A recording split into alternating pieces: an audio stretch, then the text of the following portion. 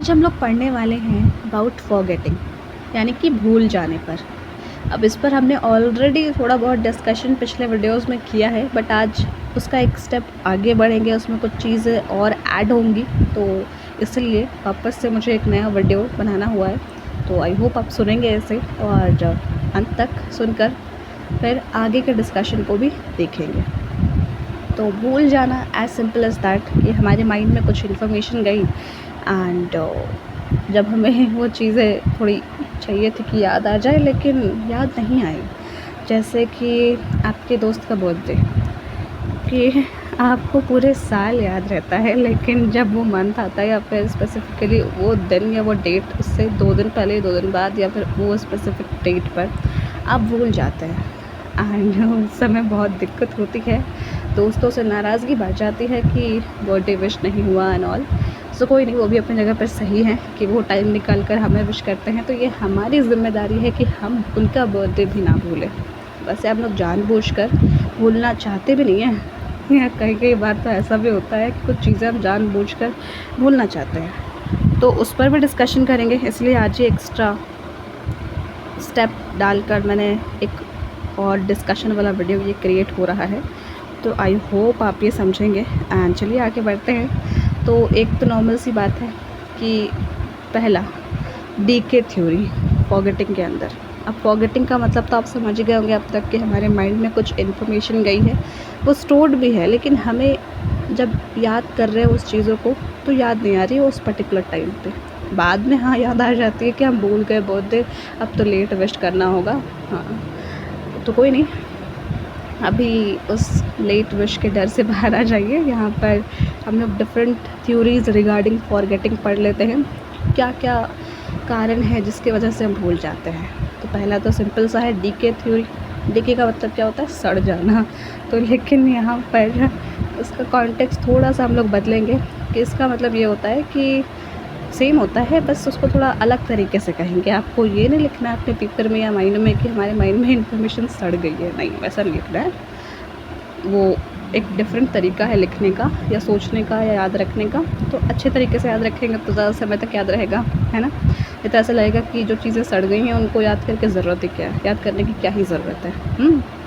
तो कोई नहीं, DK theory as simple as that कि अगर कोई चीज़ हमारे माइंड में स्टोर्ड है तो समय बीतने के साथ अगर आप बार बार वो बर्थ डेट याद नहीं करते हैं, आपने आपको याद नहीं दिलाते हैं कि हाँ अच्छा अब इतने दिन रह गए, इतना महीना रह गया है, या फिर नेक्स्ट मंथ या फिर 2 महीने बाद बर्थडे है, तो वो इन्फॉर्मेशन गायब हो जाती है।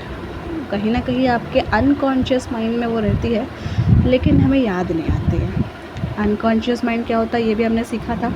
अनकॉन्शियस माइंड यानी कि वो चीज़ें जो हमारे माइंड में स्टोर तो होती हैं इन्फॉर्मेशन माइंड के उस पार्ट में, लेकिन हमें याद नहीं आती हैं कितना भी कोशिश कर लें। तो उसको अनकॉन्शियस माइंड कहते हैं, जो कि हमने डिस्कस किया था ऑलरेडी, उसमें क्या बोल साइको एनालिसिस में।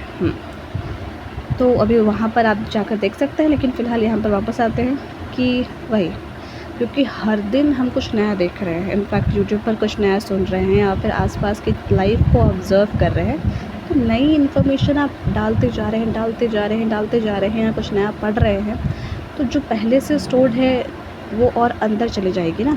जैसे कि आप अलमारी का एग्जाम्पल लीजिए कि अलमारी में क्या होता है, आप कपड़े रखते हैं और जैसे नए कपड़े लेते हैं तो वो जो पुराने कपड़े होते हैं वो कहीं पीछे बेचारे दब जाते हैं। क्यों? क्योंकि धीरे धीरे आप उसमें नए कपड़े ऐड करते जाते हैं, तो जो सिर्फ नई और लेटेस्ट आपकी ड्रेसेस हैं या ड्रेस है वही विजिबल होती हैं। पुराने भी होते हैं, ऐसा नहीं है कि आपने उठाकर फेंक दिया।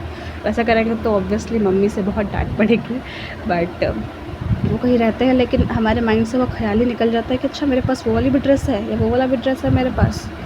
तो वैसा ये कुछ हमारी मेमोरी में होता है, जिसको हम लोग डीके थ्योरी कहते हैं, कि वो फेड हो जाता है, गायब हो जाता है। असल में गायब नहीं होता, लेकिन हमारे माइंड से लगता है कि गायब हो गया है, क्योंकि हम उसको बार बार रिवाइज़ नहीं कर रहे हैं, जाकर देख नहीं रहे हैं कि हाँ इन जो नए कपड़ों का जो ढेर है उसके पीछे भी एक ढेर है जहाँ पर पुराने पहले वाले कपड़े हैं। ठीक है। तो दूसरा है इंटरफेरेंस थ्योरी। इसका मतलब क्या?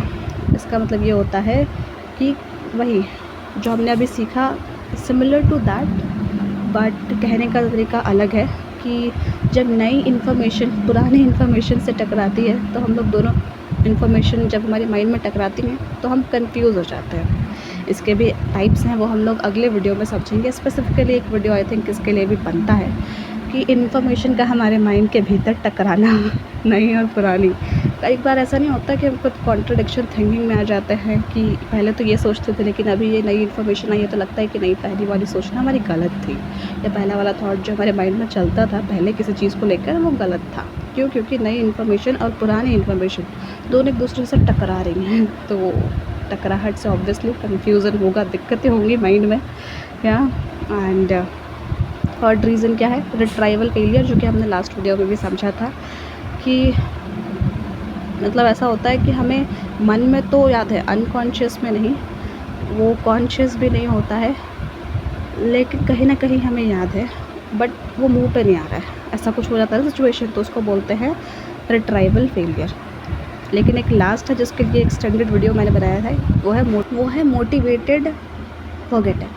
मतलब कि कुछ ऐसी भी चीज़ें होती हैं जो हमें याद तो होती हैं लेकिन हम सोचते हैं कि इसको भुला दें, माइंड से बिल्कुल निकाल दें, यानी कि अपनी तरफ से हम एफर्ट्स पुट करते हैं कि भूल जाए। और वो जो रिट्राइवल फेलियर में बात कर रही थी, वो माइंड में आपका स्टोर होता है सबकॉन्शियस माइंड में। हमने 3 पार्ट्स पढ़े थे ना, अनकॉन्शियस, कॉन्शियस, सबकॉन्शियस। तो अनकॉन्शियस तो वो कि कहीं ना कहीं है जो हमें याद नहीं है, लेकिन कहीं ना कहीं माइंड के स्टोरेज में स्टोर्ड है वो। कॉन्शियस हमारी प्रेजेंट लाइफ, उसको बोलते हैं कॉन्शियसनेस। और सबकॉन्शियस ये कि कुछ चीज़ें हमें याद तो होती हैं, बिल्कुल अच्छे से याद होती है, माइंड में वो चल रहा होता है, लेकिन जब हमें ज़ुबान से बोलनी होती है ना तो वो वर्ड्स के फॉर्म में हम बोल नहीं पाते हैं, क्योंकि वो वर्ड जो एग्जैक्ट वर्ड है वो नहीं निकल पाता है हमारे होठों से, या यूँ कहूँ कि वो वर्ड हमें बोला नहीं जाता है या लिखा नहीं जाता है, बस माइंड में वो सारा उससे रिलेटेड कॉन्सेप्ट चल ज़रूर रहा होता है, तो उसको कहते हैं हम लोग सबकॉन्शियस। फिर जो हमने लास्ट अभी देखा मोटिवेटेड फॉरगेटिंग, कि कुछ ऐसी चीज़ें होती हैं ना, या फिर कुछ ऐसे दिन होते हैं हमारी लाइफ के कि बहुत बुरे होते हैं, मतलब हमारा पर्सनल एक्सपीरियंस उस दिन को लेकर बहुत बुरा होता है कि एक बार ऐसा हो गया था या कई बार ऐसी चीज़ें हो गई थी, तो हम चाहते हैं कि वो हम भूल जाएं जानबूझकर, लेकिन अक्सर देखा गया है कि वैसी चीज़ें हम भूल नहीं पाते हैं। क्यों? क्योंकि हम लोग कॉन्स्टेंट एफर्ट्स वही पुट कर रहे हैं ना। इतना हम लोग भूलने की कोशिश करते हैं, कहीं ना कहीं वो जो पास्ट का मोमेंट है या वो एक्सपीरियंस है, बार बार हम लोग उसको प्रेजेंट में अपने माइंड में याद कर रहे होते हैं। तो प्रेजेंट में जब याद कर रहे हैं तो कैसे भूल पाइएगा आप, इसलिए नहीं भूल पाते हैं।